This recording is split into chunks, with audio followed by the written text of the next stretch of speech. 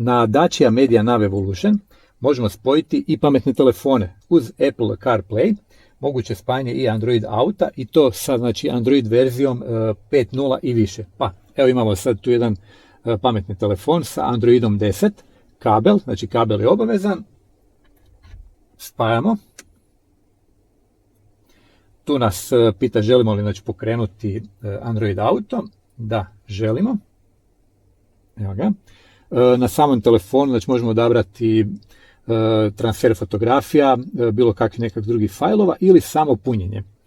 Pa evo odabrat ćemo samo charging, znači samo punjenje i da vidimo, ovdje kaže mora biti, se ne može povezati, napravit ćemo povezivanje, znači treba nam tu da prihvaćamo uvjet Android Auta, ok. Continue, znači tu on sve što može, ima pristup mikrofonu, lokacijskoj usluzi, telefonskim pozivima, pozivnoj listi, SMS-u, kontaktima, kalendaru. Evo ga, prihvaćamo, znači sad spajamo i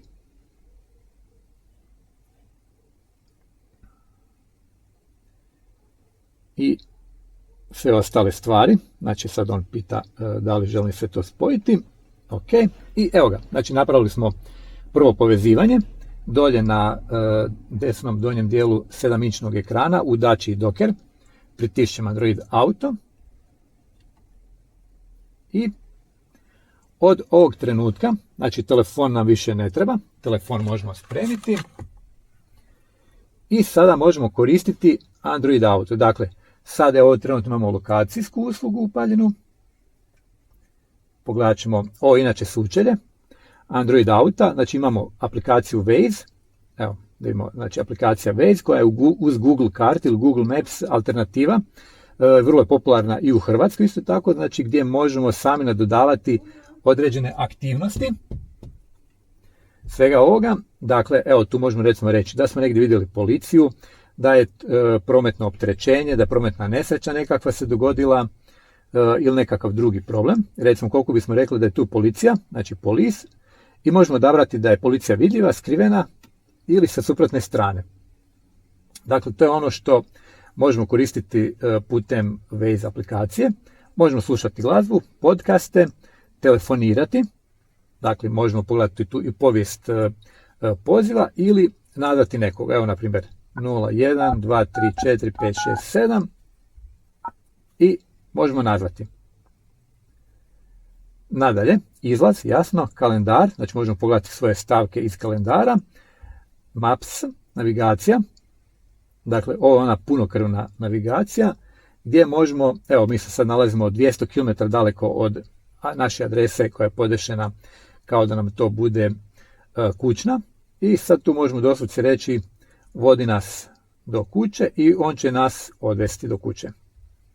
Ok, različite podsjetnike, postavke, evo možemo čak imati pristup nekim aplikacijama tipa recimo, znači na primjer Telegram i sad tu možemo vidjeti s nekim komunicirati, znači moguće je komuniciranje, vraćamo se opet natrag, vremenska prognoza, da vidimo šta će nam reći. Currently in Slavonski Brod it's 22 degrees Celsius and partly cloudy. Evo The ga. forecast tonight is 16 and mostly cloudy. Evo ga, znači saznali smo kolika je trenutna, kolika će biti kasnije u našoj trenutnoj lokaciji. Znači vozimo se automobilom i možemo pogledati i sad ćemo još na kratko pogledati news. Sorry, I'm not sure how to help with that yet. Ok, znači tu recimo nije sad siguran točno što želimo napraviti. Sorry, I don't know how to help with that, but I'm always learning. Ok, tek je spojeno. I još jedan put da pogledamo dakle od opcija koje postoje. Maps, što imamo ovdje. Možemo uključiti i prometno opterećenje. Pa ćemo vidjeti kakav nam je promet, znači recimo u smjeru kuće. Različite opcije, izbjegavaj autocestu, izbjegavaj naplatu cestarine, izbjegavaj trajekte. Dakle to. I sad da vidimo. Ok, i sad idemo pogledati malo. Evo ga.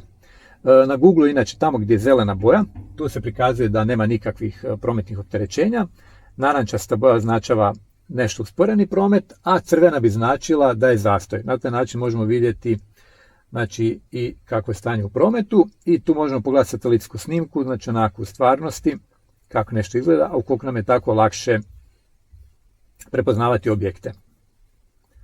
Dakle, to bi bilo to što nam omogućuje Android Auto. Naravno, recimo moguće je pozivanje. Sad vidimo šta nam se tu nudi. Dakle, call David.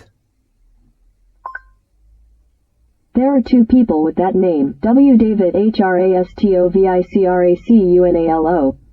Com or David RAVNJAK. Which one do you want to call?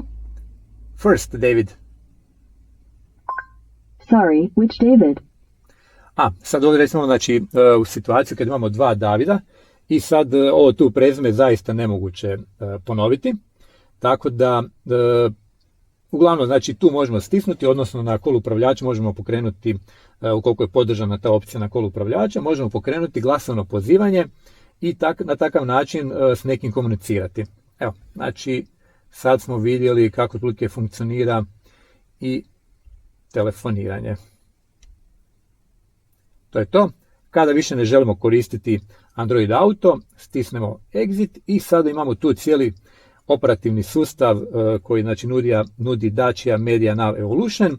Što imamo? Imamo radio, dakle možemo tu pretraživati stanice po različitom popisu, možemo memorirati stanice i isto tako u opcijama možemo uključiti različite znači prometne informacije, vijesti i kad se recimo premjestimo iz vlastitog grada u nekakav drugi, obavezno ažuriraj popis. To traje otprilike nekakvih minutu, dvije i nakon toga ćemo imati na popisu sve aktualne radijske stanice.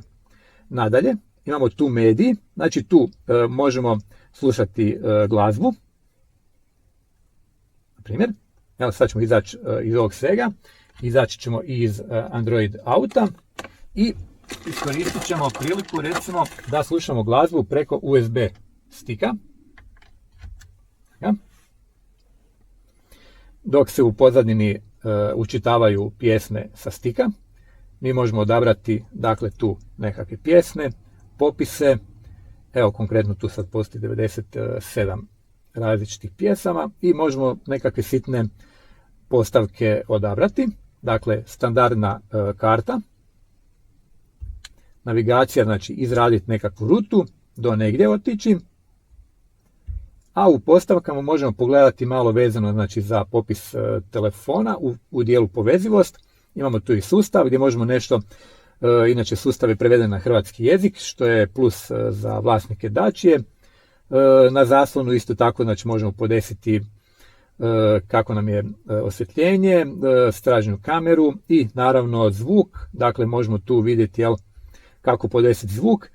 Inače, najbolja je situacija ako se sami vozite u autu, malo udesno staviti znači ovu točku, tako da na taj način mi u biti budemo centrirani, jer ako podesimo u sredinu ovu točku tu, onda nam je lijevi zvučnik nešto malo glasniji i prema gori i prema dolje malo podesiti. Dakle, evo vidimo sada kako to izgleda. Sad su zadnji zvučnici aktivni, prednji i malo udesno. Na taj način ćemo dobiti puno kvalitetniji zvuk. Tu podešavamo basove, srednje i visoke tonove. Možemo i resetirati pritiskom na ovaj tu gumb, na ovu tipku. Dakle, imamo to. Ono što je zgodno isto tako, recimo glasnoća ovisno o brzini. Dakle, kad krećemo sa semafora, glasnoća radija ili nečeg što drugo što sluša nam je određene jakosti. Nakon što ubrzavamo, samim time se i zvuk u automobilu povećava. Tu možemo namjestiti kolika osjetljivost. Ako stavimo 5, na taj način će nam puno brže reagirati na našu brzinu, a ako stavimo 1, u tom slučaju su nešto malo znači veća odstupanja u dopuštenoj jakosti. Dakle, ne morate kad se vozite negdje, 80-100 na sat i sad ste stali na semaforu i preglasno da vi morate stišavati zvuk, automatski će se zvuk stišati ovdje. Recimo karte, znači vrlo zgodna stvar, ukoliko ne koristite Android Auto ili Apple CarPlay, znači Apple-ov isto tako sustav, zgodno imate navigaciju.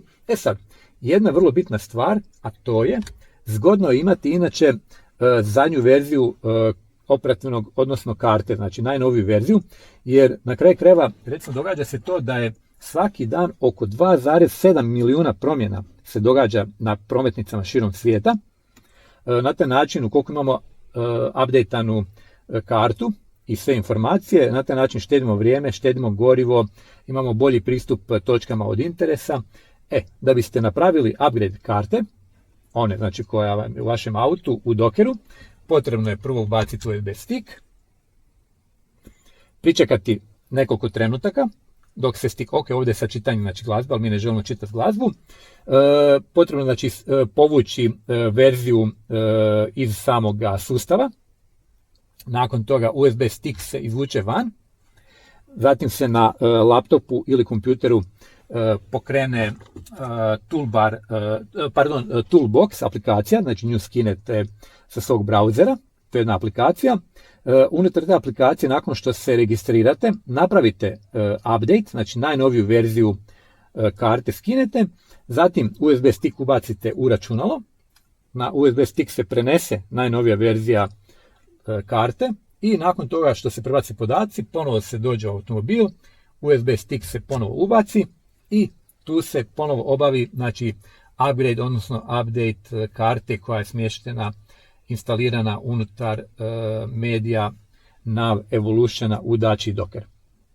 Evo, to je bilo ukratko ono što nam Dacia Docker nudi. Znači, konkretno tu imamo model Docker 1.3 TC sa 130 konjskih snaga u izvedbi znači sa ručnim mjenjačem sa 6 brzina.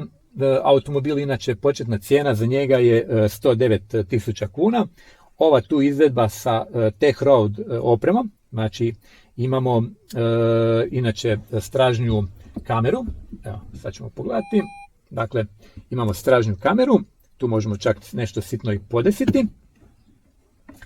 U tom slučaju cijena automobila do registracije je 133.050 lipa, 133.000 kuna 50 lipa, a uz stražnju kameru imamo isto tako i stražnje parking senzore. Boja vozila je Comet tamno siva, a ovaj tu Docker on može potegnuti 189 km/h, da, jako dobro može potegnuti. Od 0 do 100 na sat ubrzava za 9,2 sekunde, a njegova nosivost je do 600 kg. Inače, moguće je na automobil spojiti i Apple CarPlay, to je isto moguće napraviti, ali u biti dobijete slične te mogućnosti, isto tako znači potpuno drugačije slučaje koje je puno jednostavnije i lakše upravljati u vozilu i imate pristup svim podacima koji su vam u tom trenutku potrebni u vozilu. Dakle, može se i to isto tako napraviti. Na Dacia Media Nav Evolution sustav možemo spojiti i iPhone. Dakle, evo imamo jedan tu iPhone, inače minimalna verzija operativnog sustava je 7.1 ili više i jedini način spajanja je putem kabela. Dakle, evo, koristimo kabel za punjenje, gore na USB priključak spojimo i pričekat ćemo da se znači iPhone i Media Nav Evolution sustav sinkroniziraju.